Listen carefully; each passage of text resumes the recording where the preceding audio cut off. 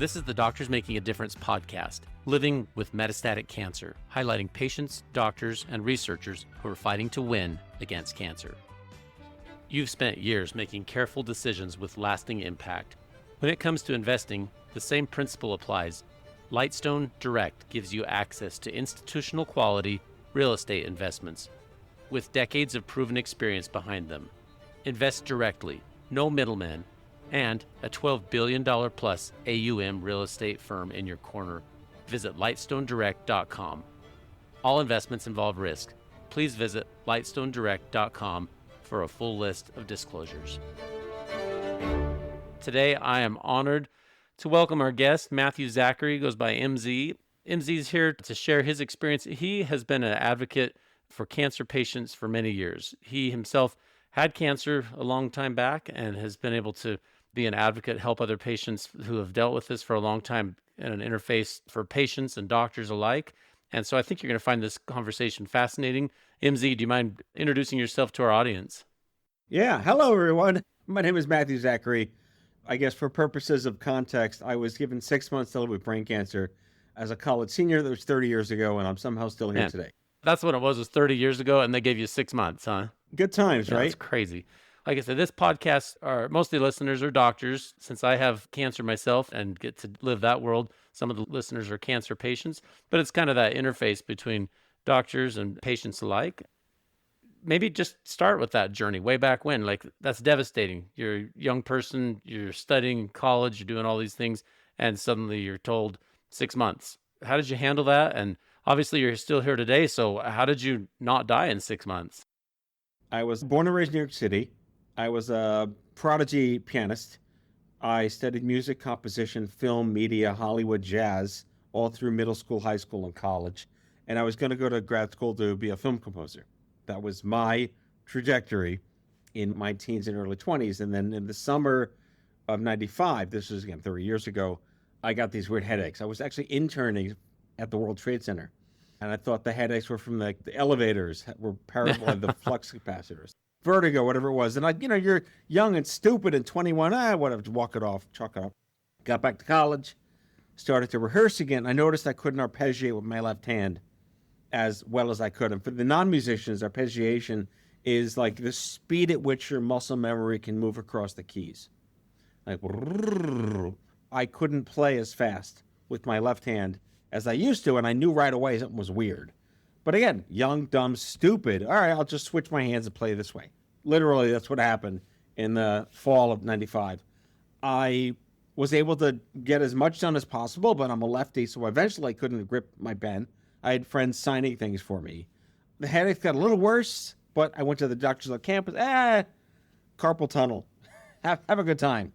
Not blaming cancer misdiagnosis on campus services, not realizing a concert pianist couldn't play piano well.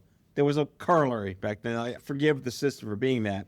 But eventually, that fall, the shit really hit the fan. I started to have slurred speech, blurred vision, fainting spells, dizziness, nausea. And eventually, after almost 5 months of being told there's nothing wrong with you, I collapsed. My parents came to collect me, took me home, had an MRI, and then boom, giant tumor in my cerebellum. Well, so you had progressive symptoms, pretty young, MRI scan. Even 30 years ago, MRIs were around, but they've certainly gotten better over time. But the MRI scan showed a big cerebellar tumor, which of course would cause you ataxia and difficulty with playing the piano. Actually, pretty incredible, just the hindsight, the comment you made that, I'll just switch my hands and play it the other way. You must have been a heck of a pianist. That's pretty impressive, actually. I was a prodigy. I was really proud of that. I wasn't Mozart or anything, but I was very talented and I had the skills, and I spent 11 years honing them to be John Williams.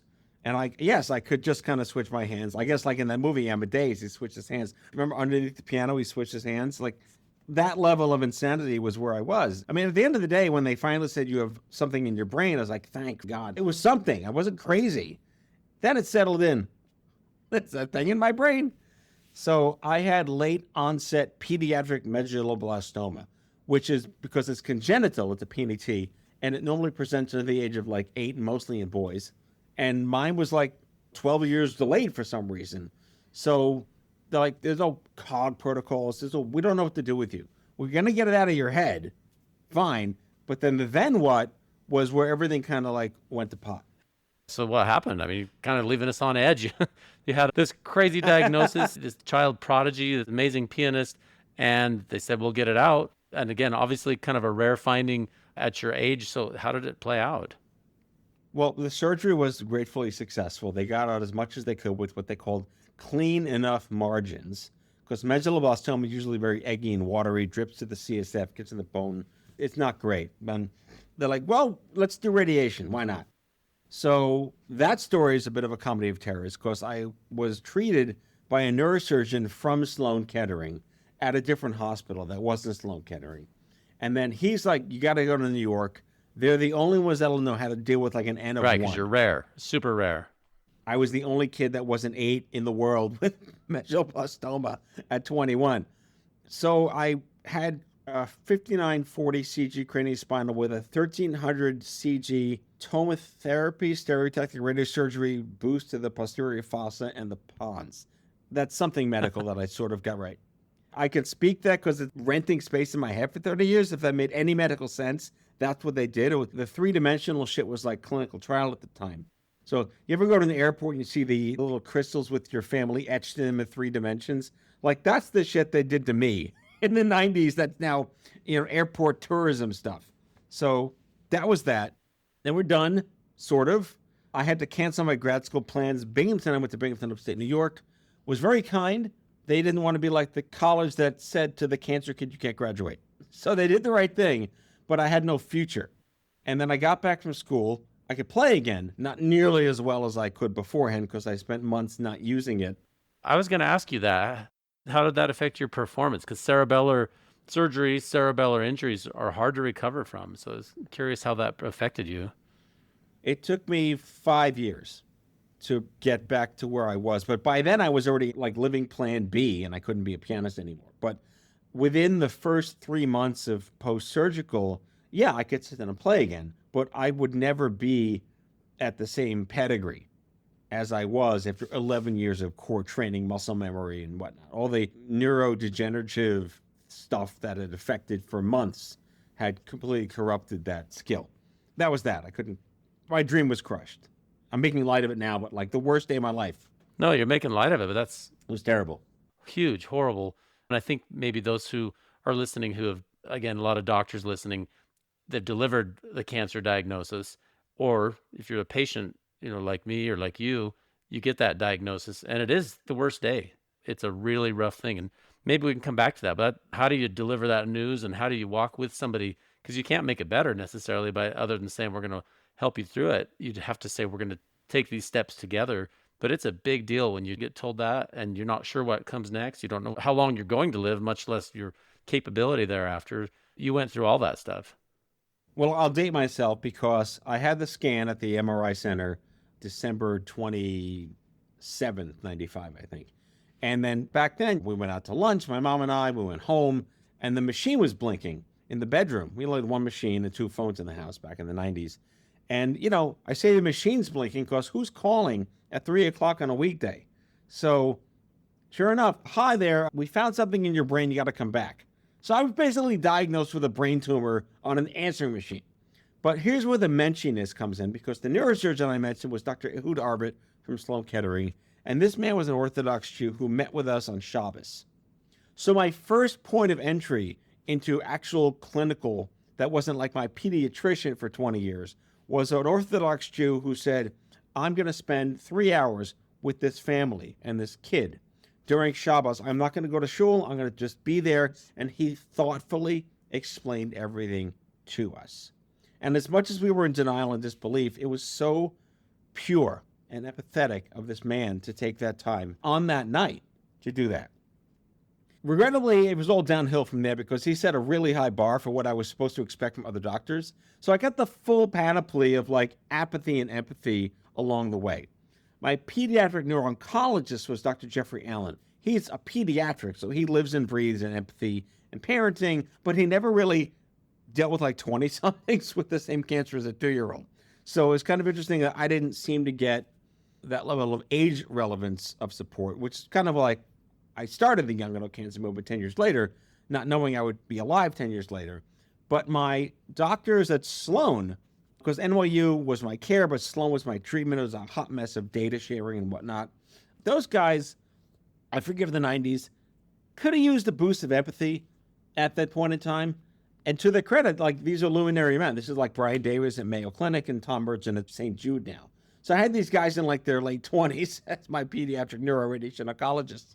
You never really felt like they were terribly concerned about who I was as a person, really concerned about data. But the story that matters most to everyone listening, doctors, patients, whoever it is just this notion of empathy. And not everyone's born with it. Empathy could be congenital, it could be learned, it could be inculcated in some way. But this is the one story from 30 years ago that matters most to 2025 and beyond. And this is what I call the Uncle Jay story. So after radiation is done, surgery is done, I graduated, couldn't go to grad school. They call us back and say, we would like to give you chemotherapy. And I think I just turned 22, it was end of May, 96. And we said, what the hell is chemotherapy? They didn't explain what that was. Like, those are not words that you would have in parlance. Deborah Winger died in terms of endearment, right? And that's all we know about chemotherapy. Shirley MacLaine throwing a shit fit in the hospital as chemotherapy and pain. That's all we knew. Here's where the karma comes in.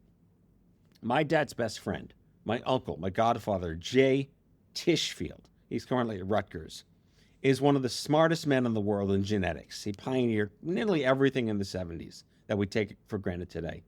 And he stepped in and he said to these doctors, like, I want to know what chemotherapy you're going to give to Matt. And can you imagine the gall of this random uncle of this kid saying, you got to tell me this stuff? No one did that back then, but he called in, he like red dawned the paratroopers in from all over the world and said, you're going to tell me what this cocktail's going to be. And he found out the following, which they didn't tell us. It was the usual, cisplatin, carboplatin, vincristine, cyclophosphamide, those four things. I know those now because I know those now. But we didn't know what that meant or what they did or if they had side effects. So Jay found out that the percentages of vincristine and cisplatin would have guaranteed me being deaf and ruining my neuropathy for the rest of my life. And I was a concert pianist. If I had any chance of regaining the one thing that cancer took away, that was the only thing that mattered to me at 22, was I want to be a pianist again one day. And these guys were like, we're just going to wipe out any chance of you ever having a piano career to extend your life by X. So Jay comes to me, put yourself in a 49-year-old man telling his 22-year-old godson, you'd rather die in 5 years, because I said 50% chance for 5 years with no chemo, versus whatever it would be with the chemo. You'd rather die in 5 years with the one thing you could possibly reclaim than live the rest of your life deaf with no fingers to play piano. Like a moment of silence for that. And how do you make that decision? How do you make that decision? And I just said, like, what the fuck? We walked out. We went back there, had this consult, and I said to them, I'd rather die in 5 years than have your crappy chemo make me deaf and not play again. They're great men today. If you're in your late 20s, early 30s, learn some empathy. But they yelled at me. How dare you defy us? We're trying to save your life. I really should have just done like the double this, but I didn't. We just said thanks, but no thanks. We walked out. And that was technically my last day as a cancer patient at Sloan Kettering. I was obviously followed up every hour for the next decade. But here I am 30 years later. I can still play piano. My daughter plays piano. I can still give a concert and I can still hear.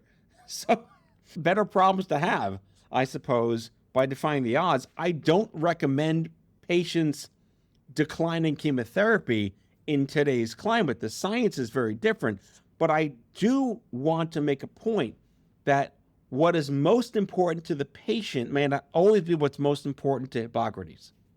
No, it makes sense. I guess that's one of the things, a couple of points on what you just said. Number one, you made a comment, I might date myself. Isn't that a blessing? I mean, think about that. You were thinking on 1 year, 3 year, maybe 5 years at that time. And here we are 30 years later and you're going strong, which is awesome. And then the second point, like you said, you don't recommend for people to routinely decline treatments recommended by their doctors, but the technology, the science, a lot of things have changed since then. And I mean, I grew up in the 90s. I kind of feel like as a doctor, this idea of like patriarchal sort of decision made for you versus now it's more like shared decision making, what's best for us, let's talk and pull in the team. In my training in medicine, we were trained for sure to spend most of our time learning about this stuff, recommending what is the ideal path. But then you talk to people and say, okay, this works. This is what's been shown, but let's adapt it to your situation. It sounds like you got a little bit of both. In that recommendation for the chemotherapy, basically you were told, my way or the highway, right? Well, again, I harp on this only because it's the one true common through thread. No one gets diagnosed on an answering machine anymore, right? This doesn't happen anymore. There are survivorship programs and care plans and wraparounds and all these things that we fought for 25, 30 years to have in clinic right now. All these practical issues. And I was part of that. It was a blessing to be part of it. I'm still part of that. But going back to harp on that one thing, which is like if they just had the sense to disclose, if I didn't have Uncle Jay, I would have done the chemo. Because I blindly listening to I'd rather live maybe another 5 or 6 years on top of that 5 years. Whatever that number was, it was sure better than dying in 5 years, even though it's 50% chance. How do I not die? I'd like to not die. I'm 22 years old. If they had just taken the time to explain that there will be side effects to this chemotherapy that directly affect you as a pianist, here's your risk. I shouldn't have had to have my Uncle Jay be the person that I didn't know I needed in that moment to help me decide what's best for me. Yes, we can say shared decision-making these days. I hold it accountable. How is it actually done in practice? Is the first word out of a doctor's mouth, whether it's oncology, rheumatology, whatever it is, what's the most important thing to you besides dying? That's a good question. So I guess that's your perception of having been in this world in some way or another for 30 years. Another 22, 21-year-old person that goes in with the same tumor that you had, what do you think their experience would be today, 2025? Fortunately, I had the chance to do something extraordinary, which is create the young adult cancer movement. I'm a disciple of Livestrong. So super quick, my 20s were shit. I didn't really have a 20s. My plan B just became a day job in the advertising industry. I fixed computers, did IT, new media, creative stuff. It was fun because it was pre-internet and whatever, lots of interesting things, Macromedia Flash, PDF, pre-Netscape, whatever it was, dial-up. I got to rehab a little bit and play piano again, but I had no sense that there was anyone else on the planet that understood what it was to not be 80 and not be 8 and go through a life-altering experience with cancer. And it wasn't until I was introduced to the earliest Livestrong pre-yellow wristband world through happenstance of people, which is another story, that I was like, oh my God, where have you people been? I met tons of other 20-somethings and 30-somethings who were sick in their teens, 20s, and 30s. And it was just like this instant club I hated to belong to, but I was thrilled I was there. And it was like permission to be pissed. What can we do together? And it was all about, at the time, Gen X. It was us, Gen X and very, very early Gen Y millennials. We were so screwed by the system because we got different cancers, we were misdiagnosed, we weren't treated fairly, we had no equity, there were no standards to navigate us through at an age-appropriate level. None of that existed. The words adolescent, young adult, AYA, weren't things. They weren't codes, they weren't standards, best practices, guidelines, nothing. I got to be there at the dawn of that. I gave birth to it. I was the ringleader of the young adult cancer movement. I own all of that. Stupid Cancer was this nova to the universe, defining an entire generation's demand to be treated age appropriately. So long setup to your question, I would like to believe here we are 30 years later, young adult cancer is even more in the news than ever before because of late early onset colon and testicular. It's getting worse and worse and worse and worse and worse. It's all environment driven. And age appropriate is corollary and tantamount to quality of care and quality of life. So these three things are like a triple Venn diagram that are now in practice in clinic. ASCO has guidelines, ONS has guidelines, NCCN has guidelines.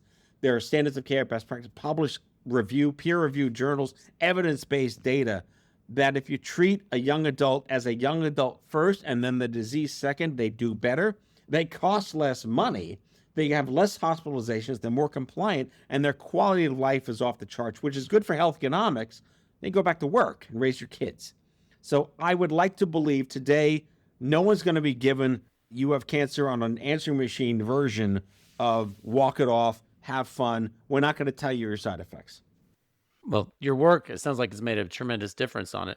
And I graduated from residency 2011, but I know that was kind of baked into the training even at that point, saying you talk to the patient, you say what's important to you first, and then you go on and say, here's your options, and let's talk about what they all mean. It's a lengthy conversation, kind of like that first gentleman you came across that spent 3 hours with your family. You wish everybody had time, ability, empathy to do that, but it didn't match everybody's experience. And I'm certain it's not perfect now, but I would say that your pioneering efforts and the efforts made by others who have kind of adopted that mindset made a big difference on young adult cancers. Because you're right, you're not 80 years old. And a lot of folks are getting cancer at younger ages. It's increasingly recognized. You look at old death certificates and it's just wasting disease, unknown.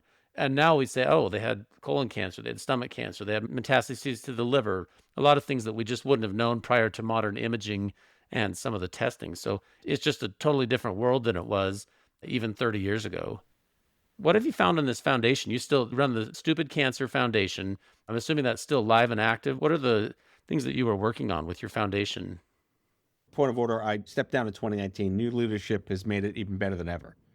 More money, more staff, more impact. Like, I left a legacy. Allison Silverman, my successor, really good friend of mine, running with it. In fact, I just went to the annual trade show called CancerCon, and I was able to witness what I needed to feel back in 2008 when we gave birth to the conference. The entire point of Stupid Cancer as a brand guy was it needed to be like this populist, angry, Gen X driven, we deserve better, permission to be pissed, a way to organize our generation to do something specific. It was anti-pink, anti-wristband, anti-athlete, anti-fundraiser, anti-cure, anti-everything that you would expect from the platitudes of the way cancer is presented to our culture. We had like millions of people. I was given, like handed to me, the world's first live talk radio show for healthcare. So I'm the first podcaster in healthcare. May 28, 2007, I gave birth to Stupid Cancer's radio show, which was called The Stupid Cancer Show. And it was live. If you missed it, you're screwed, like the old days, right?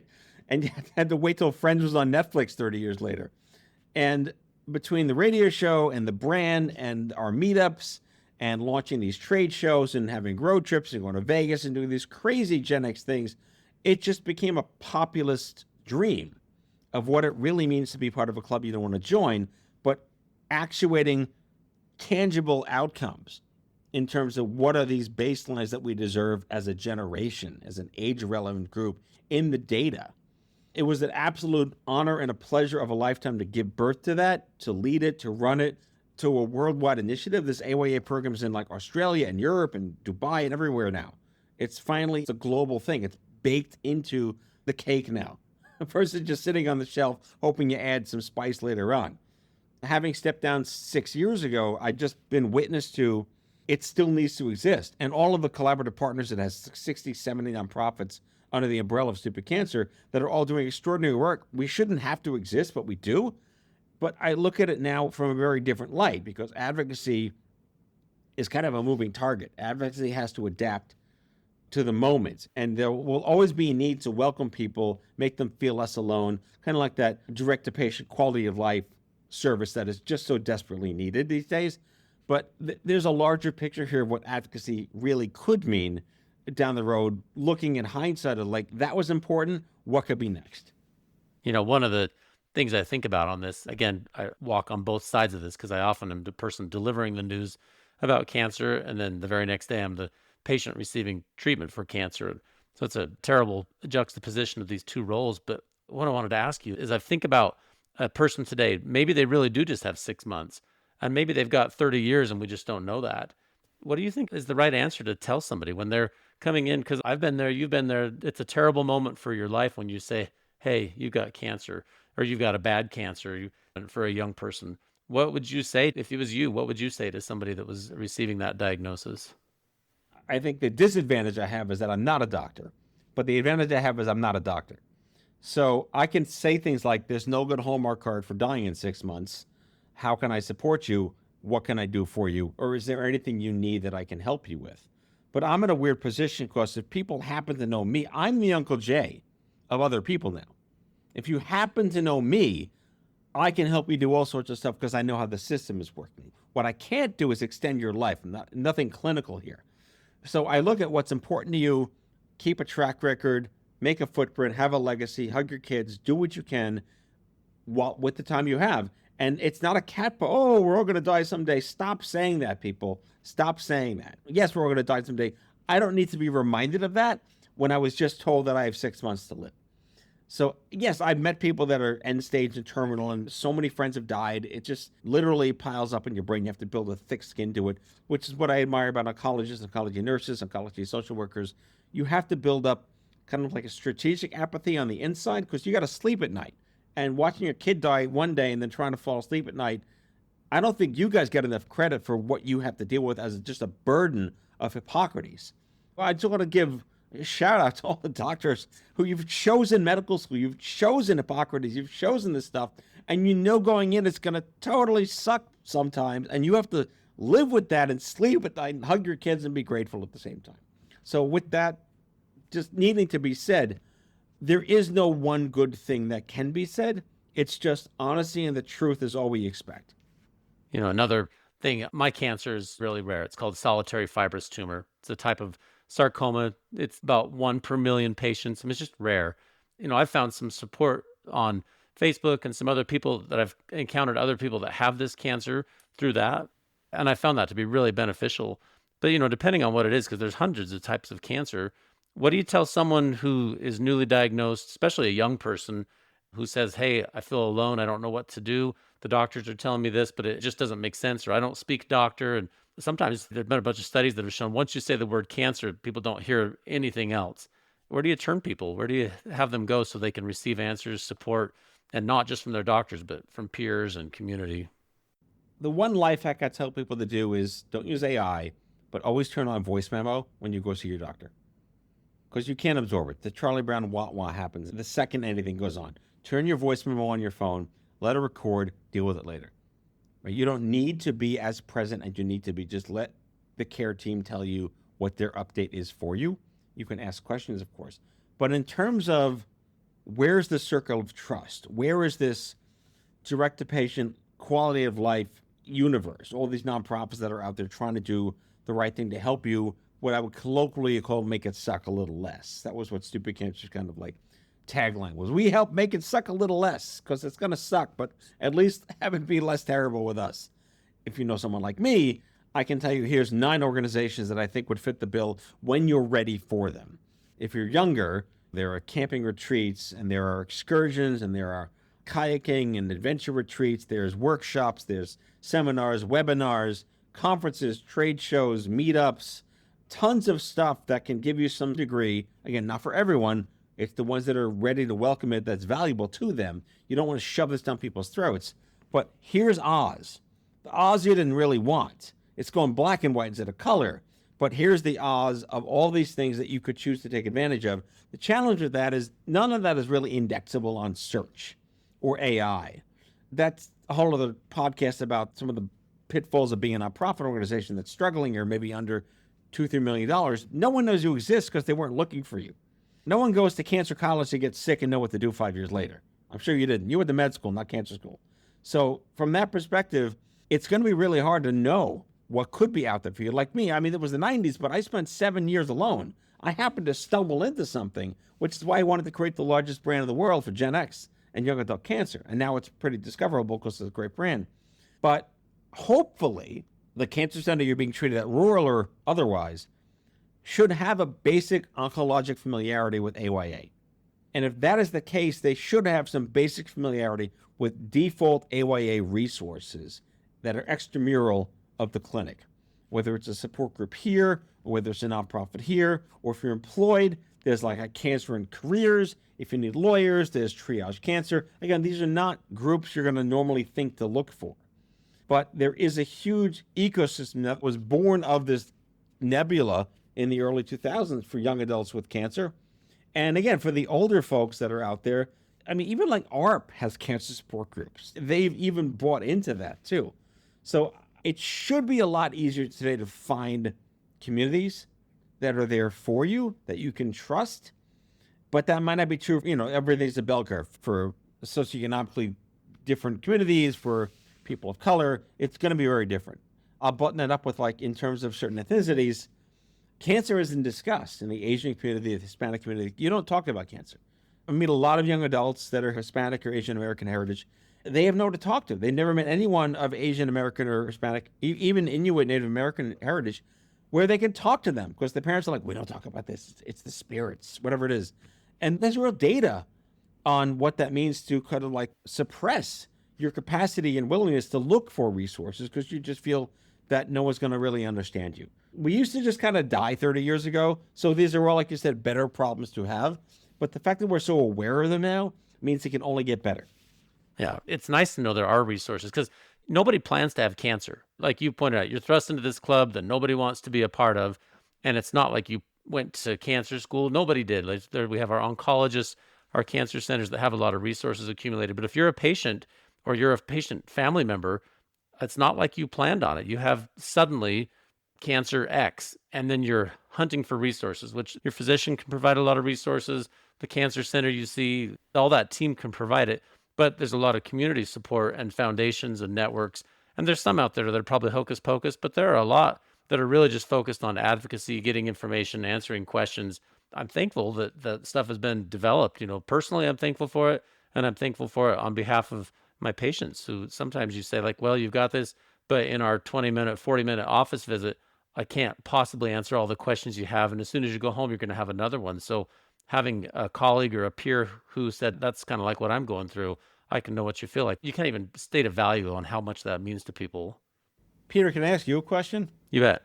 Could you point to one or two specific things that have changed your practice behavior now that you are on the other side of it? I don't know. Like, I was pretty compassionate. I just know inside it feels different, because I've had several patients I've diagnosed with cancer since my diagnosis a couple of years ago, to come to somebody and say, hey, this is rough. You want to talk about it? Or, let's talk about it in detail. And I think even more tuned in, MZ, like what you said, instead of just saying, well, here's your cancer, here's your prognosis, a little bit more tuned into the idea that, what matters to you, what comes next, and what are the important things you want to accomplish in your life, and let's see what we can do. Because sometimes before, I'm sure I was guilty. Everybody is like, well, you need to stay in the hospital longer, you need to do these treatments longer. But sometimes you have to sit down with somebody and say, well, what's most important to you? And they say, like, well, it's most important for me to do X, Y, or Z, and it's not me being in the hospital. So having those conversations a little bit more frankly, and I don't know if it means anything to patients, but it hits pretty close to home when we have those conversations. It's hard to quantify because you're in the middle of it so much. And, only as you gain perspective by looking in hindsight do you realize that, the changes that have occurred. Yeah, no, thank you for answering that. Just the very idea that the question, what's most important to you, is asked more than it used to, just helps me sleep at night more. Yeah. The other one, nobody likes to talk about hospice, but I feel like that's been a blessing. Just in the time of my career, I mean, hospice was a thing when I graduated from residency, but I think now more of our hospice agencies are saying, hey, we're here to help. For the person who says, I don't really want to go through all the tremendous chemotherapy or things that are going to make me feel terrible, it's really important for me to be at home and go out and do this stuff with my family and be there. For some people, that is such a blessing for them, because before the mantra was always, you stay on your treatment, you stay in your treatment, you stay on your treatment no matter what. And now, especially with people that are maybe a little bit more senior, a lot of times hospice, they'll choose it a little bit sooner, because they'll say, well, the treatment makes me feel terrible and for a very small additional amount of time. So I feel like a lot of people choose hospice sooner rather than having it be home from hospital and they're dying in 2 days. They're on hospice for months and months, and it provides them a lot of support and gives them a lot of resources that they have at their house. I don't know. What are your comments on that? That's better problems to have. This shows that the empathy of respecting a patient's wishes, as long as it is a completely objective, personalized, shared decision, give them what they want on the terms that matter most to them with empathy, and do not feel like you're violating Hippocrates by giving them the agency and autonomy that matters most to them. It's kind of hard sometimes on the doctor side, because a lot of patients have really adopted the idea of shared decision making, which I really like. And I think people are happier with the decisions they make when they go through that. Sometimes, though, you get the backside and like, well, I'll take what you say into consideration, but the internet tells me yada, yada, yada, or AI tells me this, or my Uncle Billy's great aunt told me that I need to do this. And sometimes you have to say, like, well, you're welcome to seek any opinion, any consultation you want. But I've got to tell you, you've got to be really careful with that, because sometimes those decisions are going to really not only affect the length of your life, but the quality of your life. And so what I would hope for in most of my patient interactions is there's a level of trust where it's open and transparent and you can honestly talk about it. And it's both ways. I trust the patient and they trust me, and we make a decision together, and you feel good about it because you know that you discussed the options and the person got the thing that they wanted to get. Well, again, that word trust is so user defined these days because of confirmation bias, and the internet is like 4% good and 96% terrible. So I'm sure you experience pre and post your diagnosis. Your patients are like, well, I saw that drinking your own piss in a cowbell after being warmed up in a copper pot on a Sunday cures cancer. Like, really? Okay, great. That you go enjoy yourself. Go do that. And there really is so much being done on cancer research and development. I mean, it's tremendous. We're in an age where they're just groundbreaking research and amazing stuff. And so what was true 20 years ago for somebody's relative is probably not true now. Like, there's lots and lots of things that can be done to change the direction on cancer. There's lots of cancers. When we say cure cancer, we're really talking about, hundreds, if not thousands of diseases. Their treatments are a little bit different. But the more we understand it, the more we parse it into little bite-sized pieces, the more we can come up with treatments that actually work. If you have to have cancer, it's better to get it in 2025 than it was in 1995, I would say.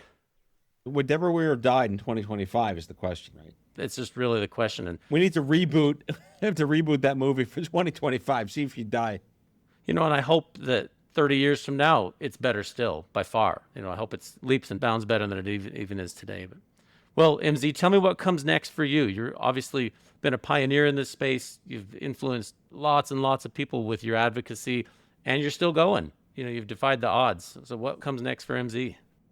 Well, I'm still on the air 18 years later. My show, Out of Patience. So the Stupid Cancer Show became Out of Patience after I stepped down.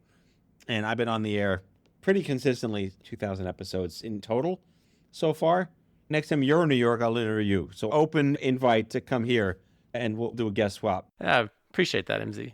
So yeah, my show is pretty much my anchor, what I'm known for. I have a ton of listeners, and I do a lot of B2B work with my show to amplify messages and reach specific audiences. And I do a lot of conference reviews on my show, like a mini sports center, kind of like my show, Cancer Center. What do you call it? I'm writing a book called We the Patients. Pub date is June 3rd from Wiley. That's going to be really exciting. It's a semi-history of healthcare in America with a mini biopic, some information about how I got the cancer movement started, what advocacy means, and kind of like how we moved into a hellscape of health insurance destruction of this country, leading up to the murder of that healthcare guy, and what I think Americans can start to do for the first time. We have to redefine advocacy for patients. And then following that up, I'm launching a new movement, my next Stupid Cancer, I could tell everyone watching and listening here, also called We the Patients. It is America's first cancer patient rights lobby. And we are going to be turning 35 million Americans into the first cancer pack. So every mob in this country is organized in some small way to fight back against legislative bullshit. Why haven't we? And with prior auth and delay deny and financial bankruptcy at the tip of the spear of every diagnosis, we need someone to protect us from that. So we're calling for something called the Cancer Patient Protection Act for 2028. And we'll be electioneering and doing district work to figure out what that really means to guarantee a navigator when you're diagnosed that isn't part of the system, but whose sole job is to serve as a public defender to protect you, protect your doctors from moral injury by making their life easier, by making sure the patient has navigation through prior auth, delay deny tactics, insurance and billing issues, predatory billing, and financial bankruptcy. Those are the most important things to do. And in doing so, yes, I'm on the side of moral injury. I work with a lot of doctors who have colleagues committing suicide. It's the worst thing ever. It's the undiscussed or underdiscussed other side of how destroyed our culture has allowed the healthcare industry to become. So We the Patients is going to be America's first cancer patients' rights movement, and it is all about protecting doctors, nurses, social workers, the entire system, and of course the patients and their families from being ruined because some health insurance company thinks that their doctor knows better than yours. Well, I can't wait to see where it goes. MZ, I really appreciate you taking the time to join us today. I hope people will check out your book, your podcast, your work, your movement. I mean, you've done tons of stuff, and I hope you'll just keep it up. So thank you so much for taking the time to do this today. No, Peter, this has been an absolute pleasure. I really appreciate the opportunity. Thank you. Thanks for tuning into the Doctors Making a Difference podcast. And thank you for what you do to help your patients and your community. Your work truly helps so many people. We produce this content to help you have the tools you need to stay in medicine and to highlight the amazing work being done by physicians around the world. Please note that while I am a physician, and many of the guests on this program are also physicians or other professionals, the discussions on this podcast do not represent my employer or any professional organizations to which I belong. This podcast is for your information and entertainment only, and should not be taken as professional advice. You should seek appropriate professional advice pertaining to your own situation. Please check out more of our content on our website, doctorsmakingadifference.com. Also, please follow, like, or subscribe on your podcast player or YouTube channel, and give us a 5-star rating. It really helps to spread the message. Finally, if you'd like to be a guest on the podcast, or if you'd like to nominate someone else to be a guest, please visit the website or email admin@doctorsmakingadifference.com. See you next time.